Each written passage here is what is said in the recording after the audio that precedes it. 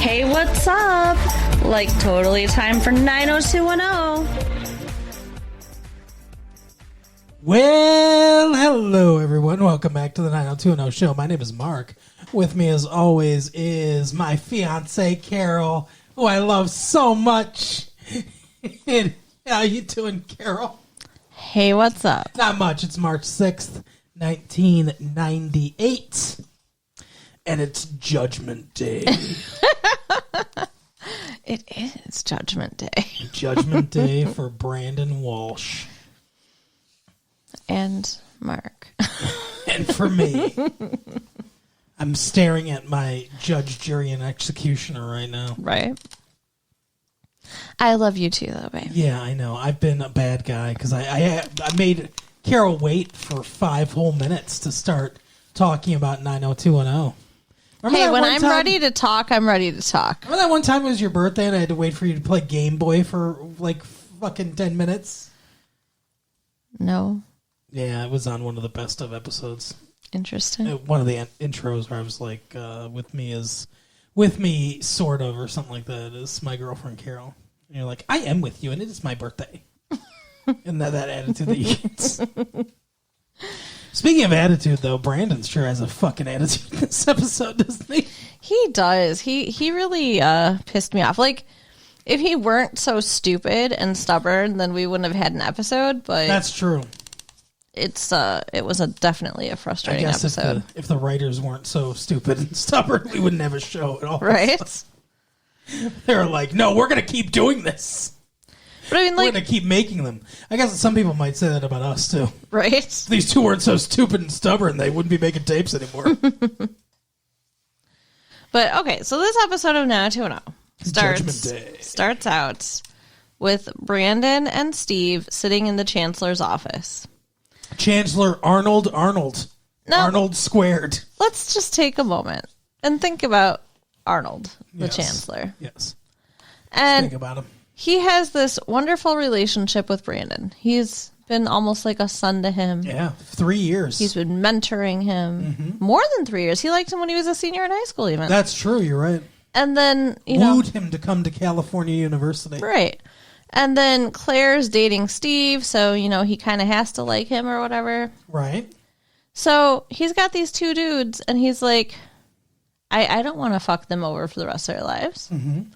So he's like, He's been scouring the bylaws. Right. He's like, look, let me tell you, the rules say that you go to a trial or whatever, and the committee decides your fate. But if you plead guilty, I'm the one that makes... Even though he said, I don't involve myself in these disciplinary issues. Right. But it turns out, if you plead guilty, I decide the punishment. Maybe no one's ever pled guilty before. And Steve, right.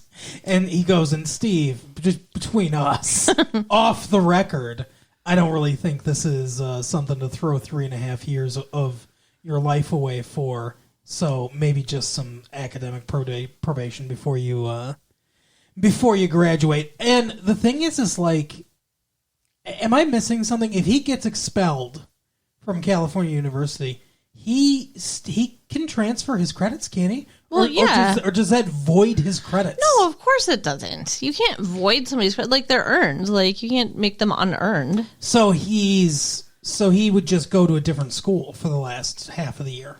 Yeah, I guess if you could find another university that would accept him after being expelled, I guess it would have to be a shitty school. Yeah, I guess that's true. So, and, not all your credits transfer. It might add another, semester or two on to his, getting a degree. What's a poor rich white guy to do?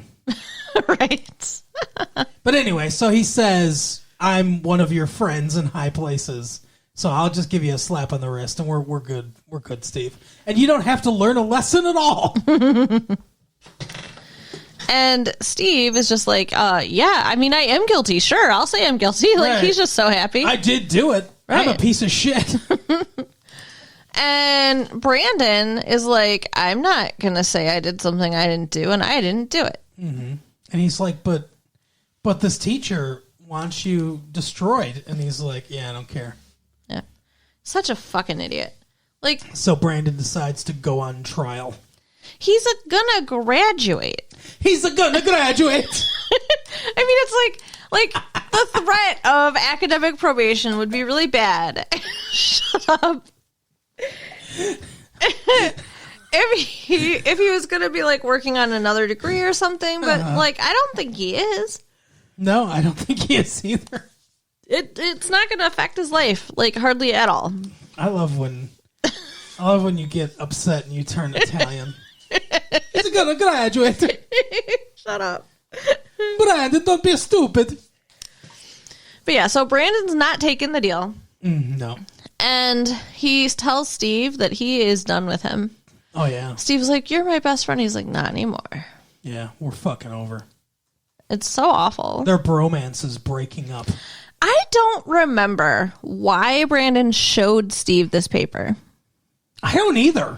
Like, it is, he's all, I didn't do it. You did show him the paper that you wrote that he's trying to write right now. Like, yeah. Why'd you do that?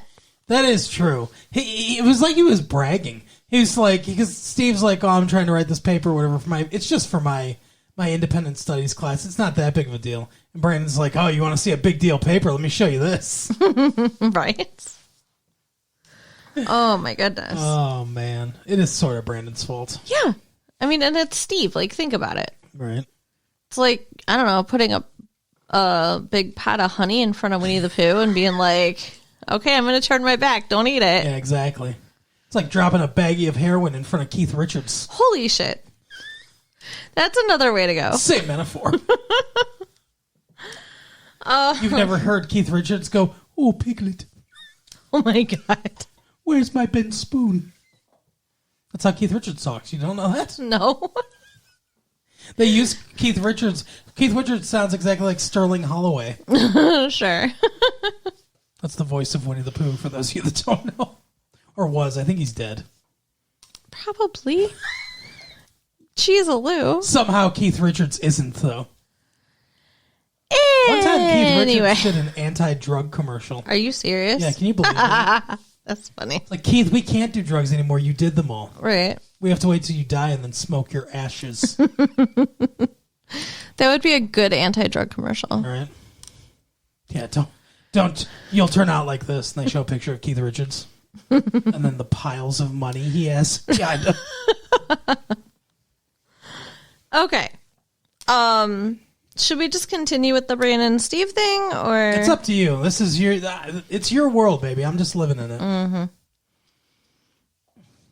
So Brandon insists on doing this fucking trial. He runs into, he's got law books spread out in front of him in the quad, and Professor Randall walks by. He's like laughing at him, basically. Like, what do you think you're gonna do? I like that they turned Professor Randall into a supervillain for like this arc. Like, I mean, I'm sure the actor enjoys the work or whatever. Like, he's getting paid and everything. But can you imagine they called him up and he's like, "Yeah, we're gonna take your character and turn him into a fucking asshole." Because he walks up and he's like, "Brandon, what are you going to represent yourself? Haven't you heard the old adage that a lawyer that has himself for a client has a fool for a client, or whatever?" I don't know how Yeah, that was it. And he's like, "Well, I'm not a lawyer, so..."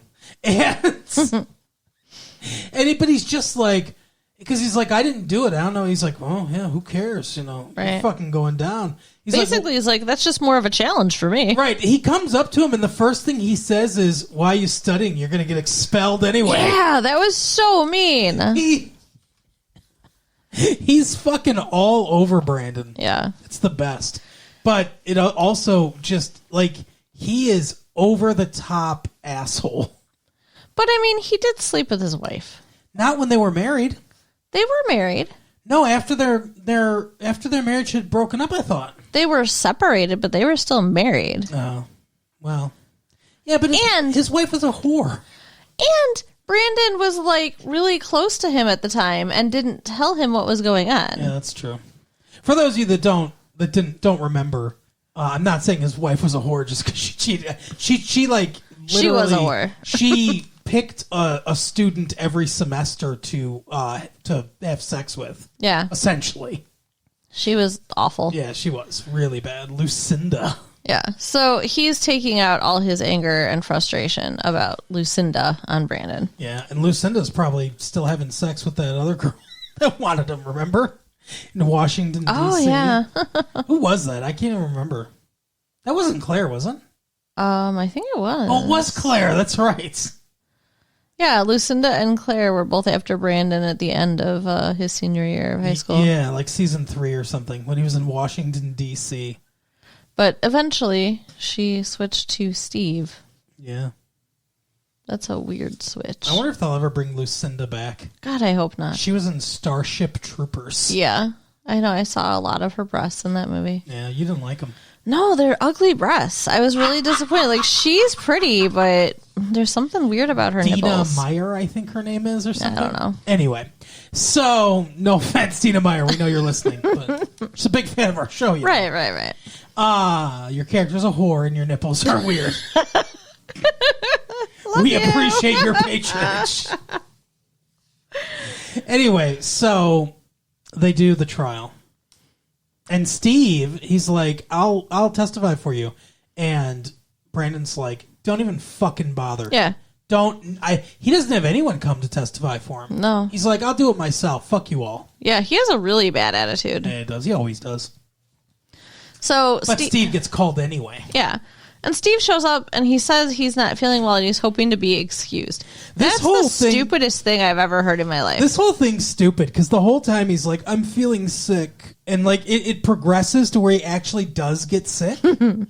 Like Claire feels his forehead and she's like, you don't have a fever, whatever. But like why? And him getting ill doesn't come into play at all.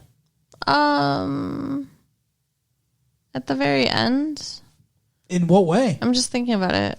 No. I mean, everything that happened could have happened if he was or was not sick. Yeah, and it does start out like he's lying, like he's just trying to get out of shit, but... Yeah, I don't know. It's weird. And maybe this is going to be something that comes up later, like in the next episode. Like he's ill or something like that. I don't know.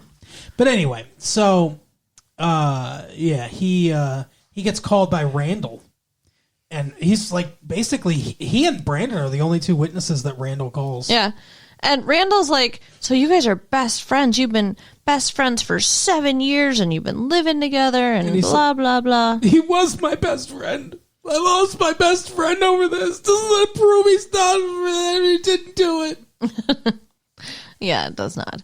And then Randall's like, oh, you were failing my class until Brandon came in late. And then all of a sudden, look, his grades got so much better. Right. Yeah. Look, your quiz. This had like the Columbus Day quiz. Everyone failed it. It was called the Columbus Day Massacre.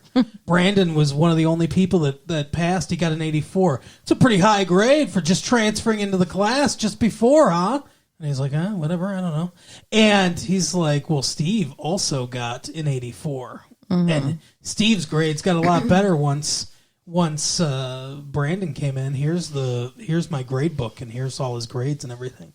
And he's like, oh, and they're like, oh my God, it looks like he fucking helped him cheat there then too. And they're all scandalized. Yeah, like, oh, he's been helping him cheat for 3.5 years of college. Right. So that looks terrible.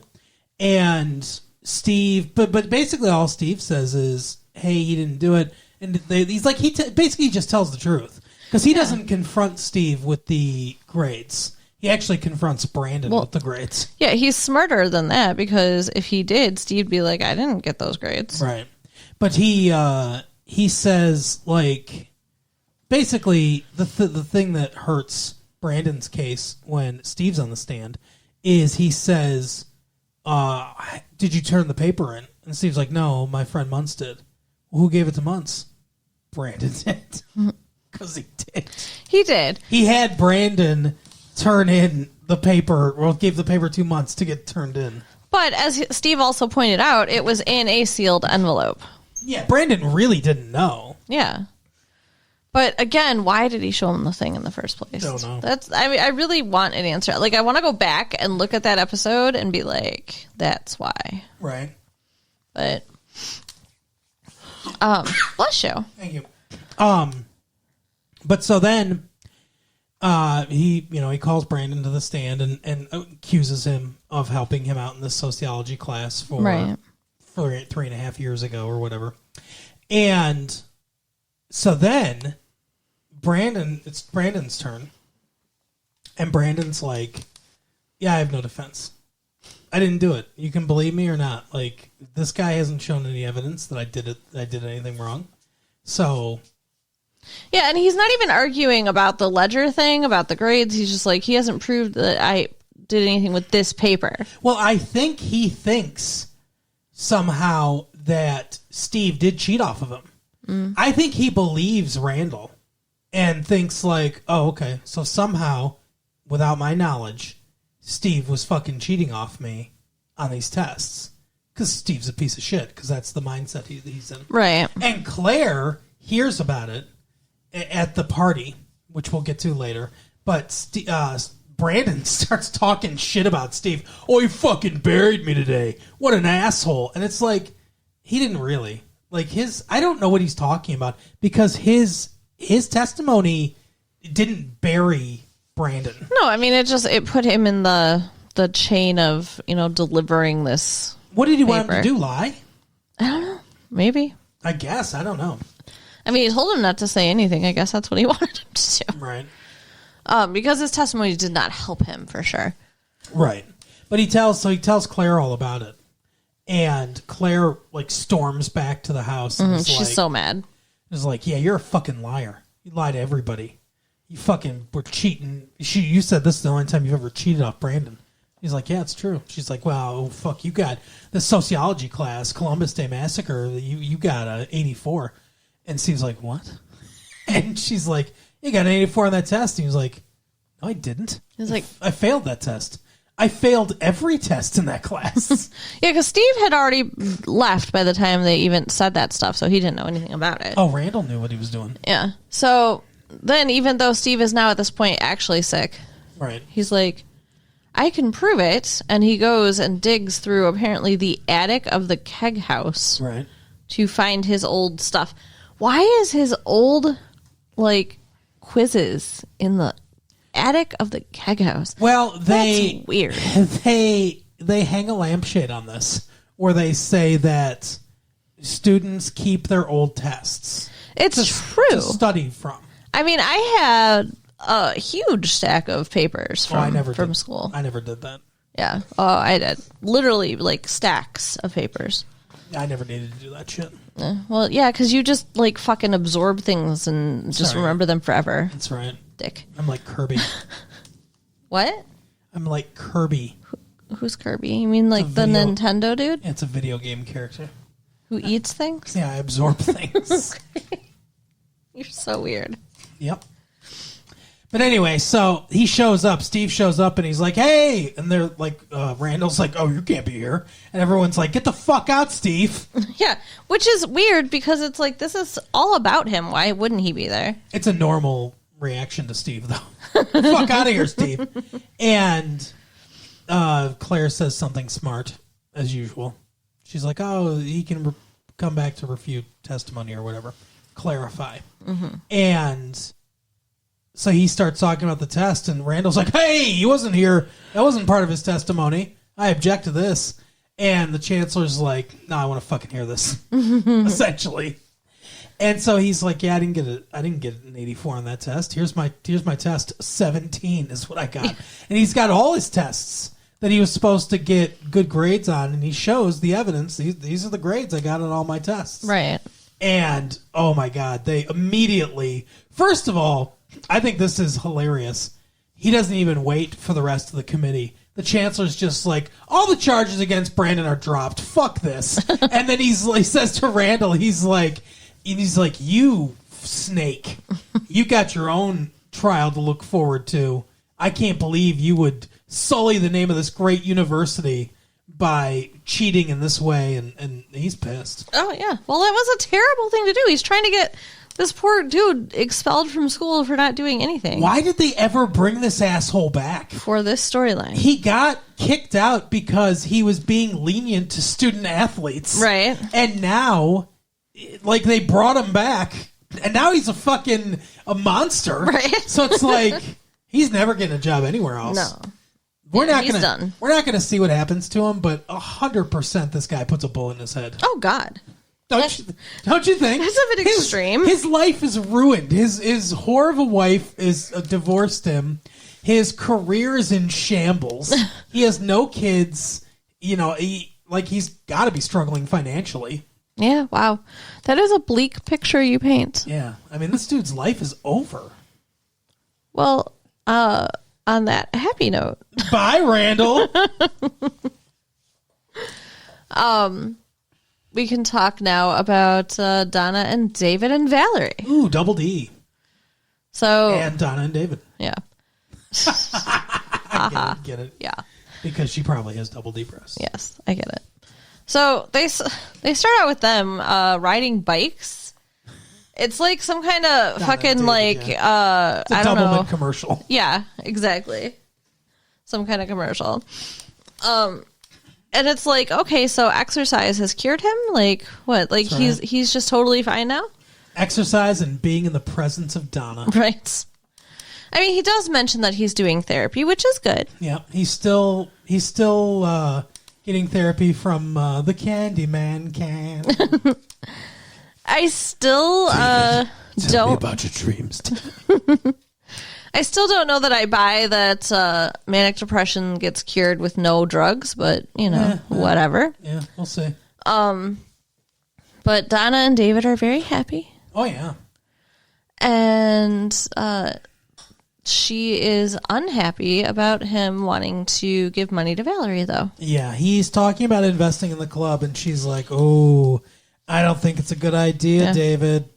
And he tells her that she's interfering. Now, I know they just got back together. Are they even together? I don't know. I don't know that they are necessarily together.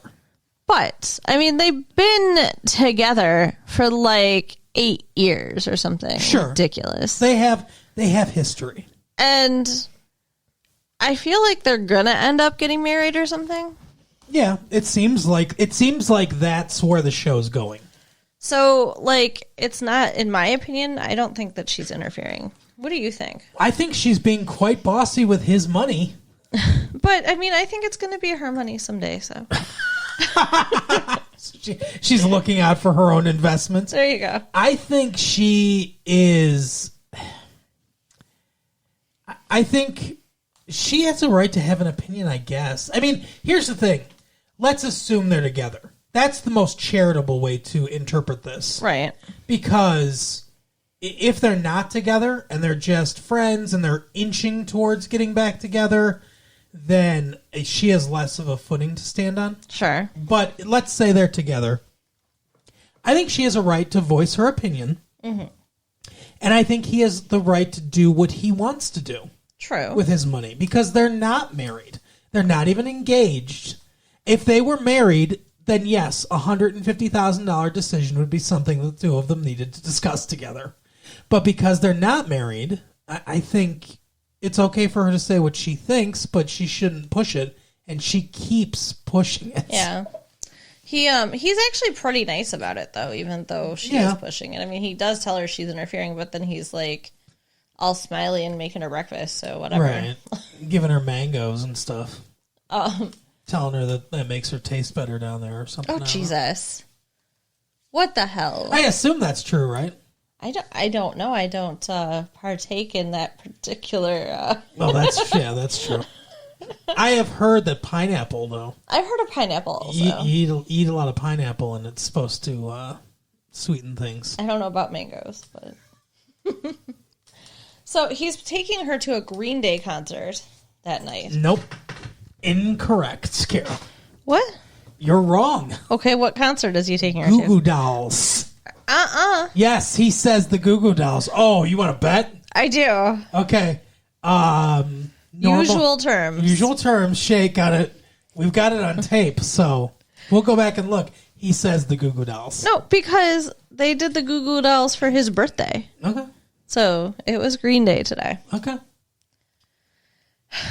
We'll update you next episode. He's taking her to a concert. Uh-huh. And she's like, oh, but, I have dinner plans with my parents. Right. And she invites him. Like, I knew that's bad news. Like, her parents are always bad news. Yeah, absolutely. And her mom is a total bitch. As usual, her dad is such a sweetheart. He's like the nicest guy in the world, and her mom is, ugh. Yeah, I do not like her mother. But yeah, her mom's like, oh, hey, You're looking well, David. considering the circumstances. Ugh. Has your therapist met your mother? All the shit and everything. He gets super uncomfortable because she's obviously like besmirching him. Well, and, it's like, it's not really Donna's place to run around telling people. True. And that's all his personal business that her mom is alluding to. Yeah. So I wouldn't be very happy about that either because her mom's so fucking toxic. So he excuses himself. Mm-hmm. We don't know why, but he needs to be away from there. Yeah, probably. Self-medication. And then Donna kind of gives it to her mom. Yeah, she's like, why are you being like this? And what if we're more than friends? Because her mom's like, it's nice that you're being such a good friend to him. Right. So, I mean, I guess... She's like, oh, you can't be serious, Donna. And she's like, whatever. And she goes, I'm a doctor's wife. I know about these things or whatever. And her husband's sitting right there. I didn't know that medical knowledge was injectable, by the way. Right? But apparently he's been giving her transfusions throughout the course of their relationship. And all the medical knowledge is passed, even though he's a cardiologist. Right. Which has nothing to do with psychology. They're not even the same types of medicine. One's a social science. Yeah. And it's funny, too, because later Donna talks to her dad, and he's like, you want to talk to the dad or the doctor? And it's like, why does she want to talk to the cardiologist anyway? Right, exactly. Well, let me tell you how manic depression can affect the heart. But, yeah, she tells her mom off and leaves. Yeah. And Which she should. Huh? Which she should. Yeah. Her mom sucks. And then her dad shows up the next day to talk to her and tells her that he thinks that as long as David's doing well or whatever, having a disease is no reason not to love him because it's the same as any other disease. You can't help who you love. You're not going to not love somebody because they have diabetes or hypertension. And she says, but what about if we get married and have kids? Mm-hmm. And he's like, yeah, it can be inheritable, but... So can all those other things. Right, so can all those other things. So, you shouldn't let that stand in the way. I don't know. What do you think? If it were my daughter or my friend or, whatever, I would have different advice. I'm curious because I do think that people that have mental illnesses should be able to have relationships. Of course. And everything. And I get what he's saying about hypertension being a risk and everything. But I think that manic depression and maybe like schizophrenia, some of the more serious serious mental illnesses might be a little more cause for concern. Well, yeah, than high blood pressure, because it's going to affect a lot of areas of your life. Yeah, and it's going to affect them in way different ways. I mean, like, okay, somebody has a heart problem, they might die early, and that sucks. Right. But you don't have to worry about them, like, draining your bank account and going halfway across the country in the middle of the night. Right. Well, and here's the thing, too, is, like, let's say something like Huntington's disease. Okay. That's genetic. That's very genetic. If you, I believe it's like 50%. I think if you marry someone that has Huntington's disease and then have a child with them, I think it's like 50% or 25%, but it's a high percentage that they will get Huntington's disease. And that's a disease that affects the mind. It's a degenerative, like neurodegenerative disease. So your behavior gets more erratic, more violence, kind of like, just very erratic as it destroys your brain, essentially. Right. And then you typically die fairly young. That sounds awful. In your 30s or 40s. It's a very rare disease, but it has a high genetic component. Probably even higher genetic component than manic depression. But I think that's a little bit more of a corollary than saying like hypertension. Because yeah, if you have a history of hypertension and someone has hypertension, that sucks. There's medication for it. And it usually, if you follow a good diet and exercise plan and take your medication, it's not something that's likely to affect your life very much. Right. Whereas with manic depression, one of the symptoms of the disease is not taking the medication. Right. It's kind of a weird thing, but it's just the truth. Yeah. So, like, they might be fine while they're on their meds, but then they'll stop taking them, and you might not know right away, and then get a real nasty surprise. Yeah. So this is nothing against any of our listeners out there that may be struggling from manic depression, right? I mean, other kind of mental illnesses. I have mental illnesses too. I suffer from depression and anxiety. So, like, I mean, I do, sympathize and understand. I'm not saying that people with mental illness are bad or anything. Yeah, I suffer from anxiety as well. So, and that's stuff that probably we may pass on to our children. Right. But if we have children. Well, I mean, we're getting married. I assume eventually. Knock on wood, we will. But I assume eventually we're going to have children. I hope so. But anyway, so that's it's a risk. But her mom is still a bitch, and terrible. And I wouldn't. Here's the thing, I wouldn't rule it out of hand. Right. No, for sure. I mean, like, but I do think it's something that you might want to think about. Yeah, I think there's a middle ground between the way her parents are reacting. Yeah, agreed. But either way, Donna's like in love with David, and I mean, they're gonna end up together, so whatever. Yeah, that's what's gonna happen. And because it's a TV show, his manic depression won't really affect their lives. Only if they need like a B story for an episode or something like that. Then it'll affect them for an episode or two, and then it'll be fine again. Yeah. But in real life, it would be something you'd have to be vigilant about. Yeah. So Valerie is really struggling financially. Yeah. And she decides to pay a visit to David to see about this money because, we're supposed to still be partners, right? In a low-cut shirt. Yeah. Like, it's kind of fucked up that they used to sleep together and now this is, they're going to be business partners. I get why Donna does not want this to happen. Yeah, and that's the real reason. She doesn't care about she's like, oh, it's all too much, too soon, too much and everything. Mm-hmm.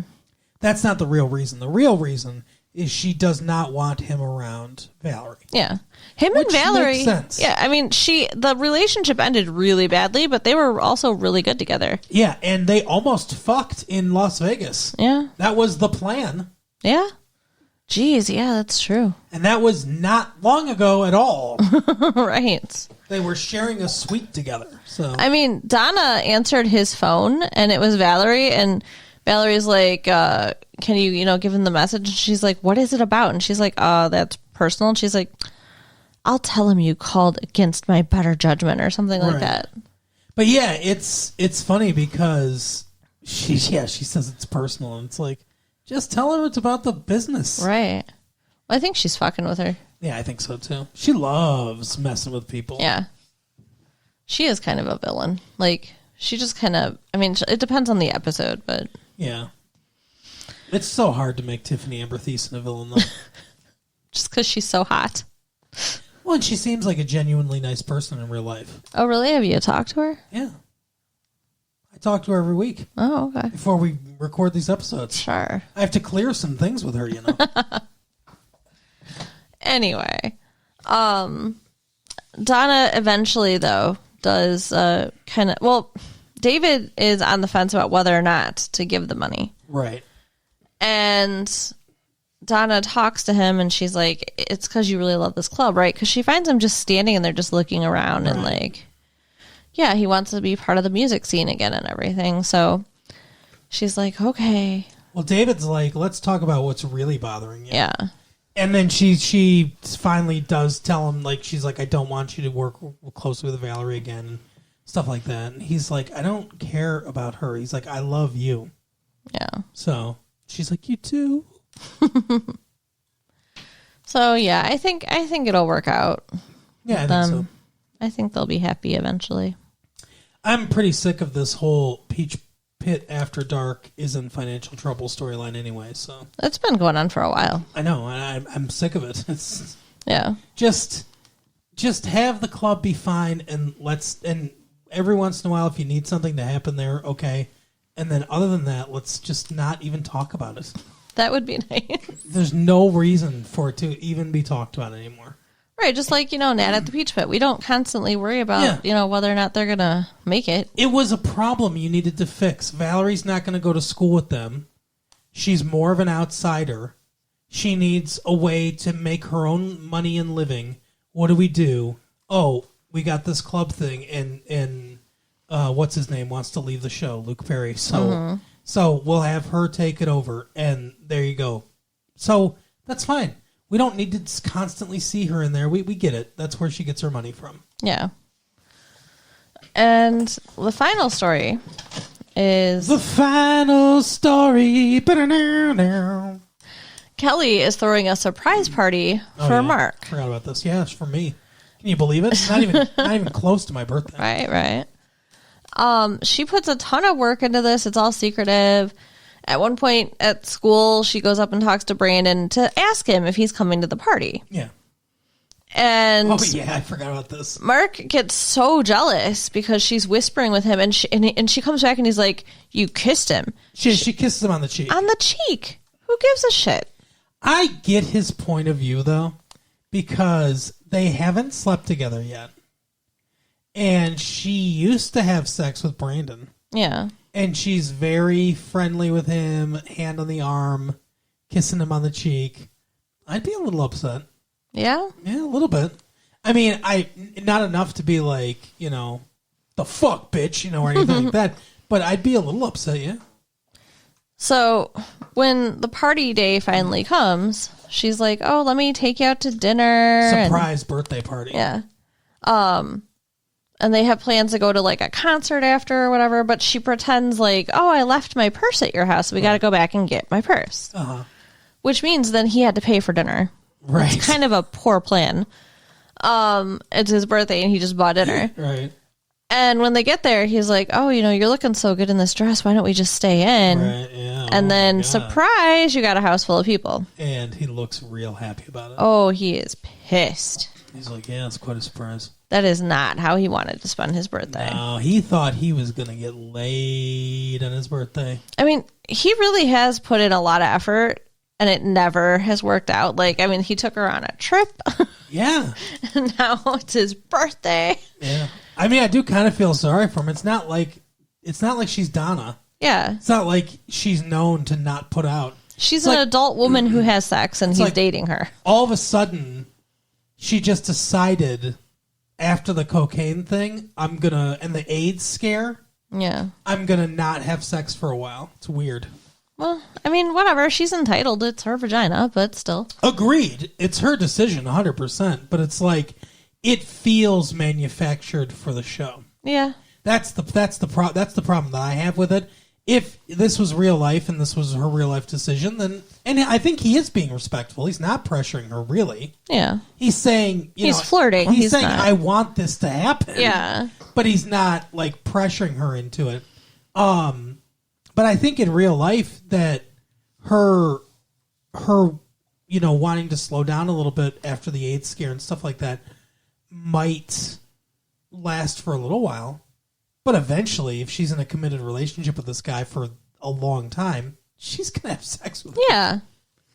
So I was on her side, okay, with him being irritable and thinking that he's kind of a jerk. Right.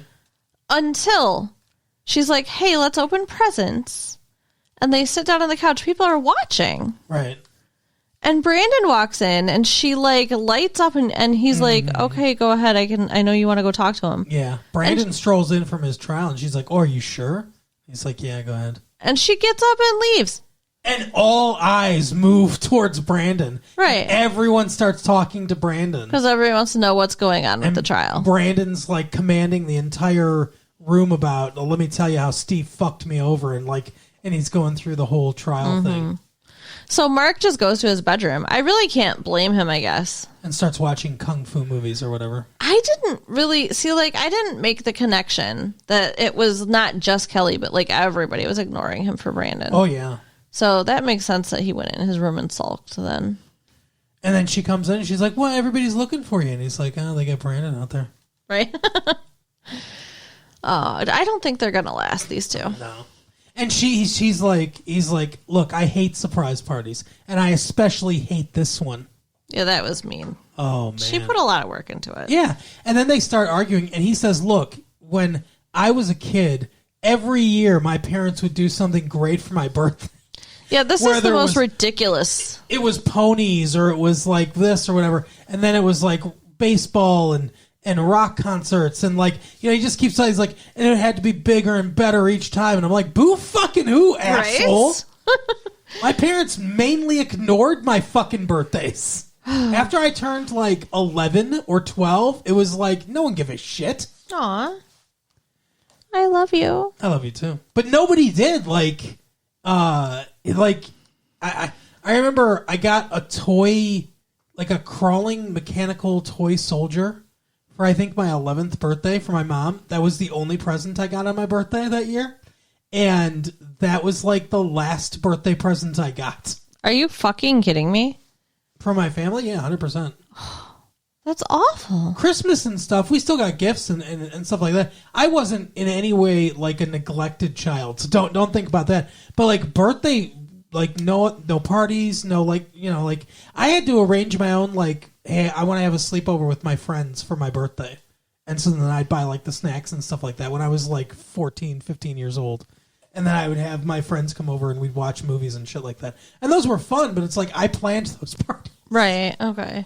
But yeah, like, so he's telling the story about like how his parents fucking fawned over me. He's like, and each time it made me feel like a child, and it was like, you're a fucking asshole. Yeah, he is a very ungrateful. So she's just like, oh, I'm sorry, and like they hung out and watched kung fu movies. I guess, I don't know. Yeah, I thought maybe they were euphemizing.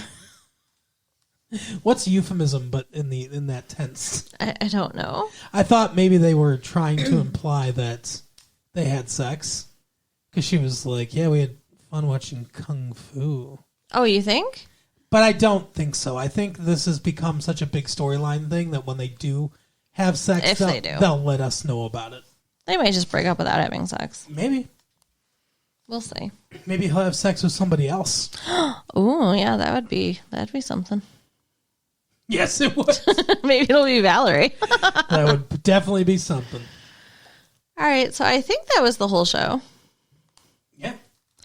All right, so you can write us at latefee1994@AOL.com. Yes. Check out our website at www.retrolatefee.com. Uh-huh. And share the tapes with your friends. All right, we'll see you next time. Bye. Bye.